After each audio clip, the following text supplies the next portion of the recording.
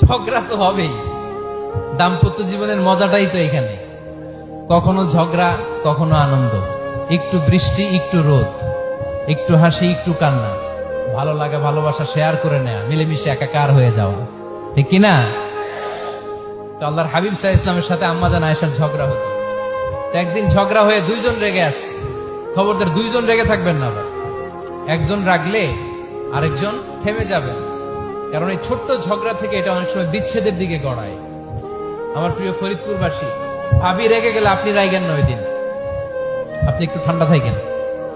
আবার আপনি রেগে গেলে, আমার মাইকের আওয়াজ যদি ভাবিরা শুনেন, আপনারা রেগে যায় না, একটু ঠান্ডা থাকবেন। দুইজনে রেগে গেলে তো তৃতীয় বিশ্বযুদ্ধ শুরু হবে, তাই না?